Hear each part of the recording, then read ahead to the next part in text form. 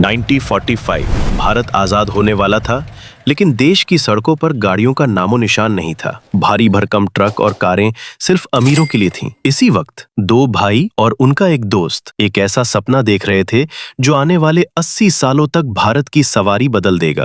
जगदीश चंद्र महिंद्रा, जिन्होंने इंग्लैंड में पढ़ाई की थी, और उनके छोटे भाई कैलाश चंद्र महिंद्रा, जो भारत में ही शिक्षित हुए थे। दोनों का सपना था एक ऐसे भारत को औद्योगिक रूप से मजबूत बनाना जो उस समय काफी पीछे था। उनके साथ जुड़े मलिक गुलाम मोहम्मद, एक चार्टर्ड अकाउंटेंट जिनके पास बिजनेस की गहरी समझ थी। 1945 में इन तीनों ने मिलकर मुंबई में महिंद्रा एंड मोहम्मद नाम से एक कंपनी बनाई। शुरुआत में उनका मकसद था भारत में अमेरिकन विलीज जीप को असेंबल करना, लेकिन बहुत कम लोग जानते हैं कि महिंद्रा की शुरुआत वाहनों से नहीं बल्कि स्टील के कारोबार से हुई थी। आजादी से पहले महिंद्रा एंड मोहम्मद बंदरगाह से स्टील आयात कर देश के अलग अलग हिस्सों में सप्लाई करती थी। यही आधार बाद में उन्हें ऑटोमोबाइल मैन्युफैक्चरिंग में उतरने की ताकत दे गया। लेकिन आजादी के तुरंत बाद एक झटका आया, पार्टीशन। मलिक गुलाम मोहम्मद पाकिस्तान चले गए। कंपनी का नाम बदलकर महिंद्रा एंड महिंद्रा कर दिया गया। शुरुआत आसान नहीं थी। भारत के पास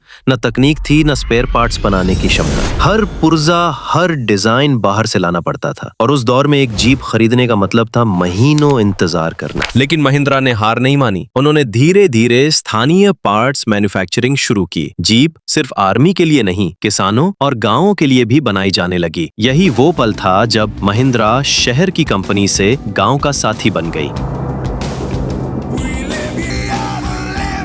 1963 का दशक, देश हरित क्रांति की तरफ बढ़ रहा था। महिंद्रा ने सोचा, अगर जीप खेतों में चल सकती है तो ट्रैक्टर क्यों नहीं। लेकिन ट्रैक्टर बिजनेस आसान नहीं था। फोर्ड, एस्कॉर्ट्स जैसी कंपनियां पहले से मौजूद थीं। फिर भी इंटरनेशनल हार्वेस्टर के साथ मिलकर महिंद्रा ने अपनी पहली ट्रैक्टर सीरीज लॉन्च की। मजबूत, सस्ती और आसानी से रिपेयर होने वाली। गांव गांव में महिंद्रा का मतलब बन गया भरोसा। 1980 के दशक तक महिंद्रा भारत के ट्रैक्टर बाजार में सबसे बड़े निर्माताओं में से एक बन चुकी थी। 90 के दशक में महिंद्रा ने कार सेगमेंट में हाथ आजमाया। अरमादा, वॉयेजर जैसी गाड़ियां आईं, लेकिन मार्केट में नहीं चल पाईं। कई प्रोजेक्ट बंद करने पड़े, करोड़ों का नुकसान हुआ। कंपनी एक बार फिर चौराहे पर खड़ी थी। क्या गांवों की कंपनी शहर के लोगों का दिल जीत पाएगी? 2002 में महिंद्रा ने अपना सबसे बड़ा दांव खेला। स्कॉर्पियो, पहली बार पूरी तरह भारतीय इंजीनियरिंग और डिजाइन पर बनी एसयूवी। कीमत कम, ताकत ज्यादा और लुक्स ने दिल जीत लिया। स्कॉर्पियो ने महिंद्रा को गांव से शहर और भारत से दुनिया तक पहुंचा दिया।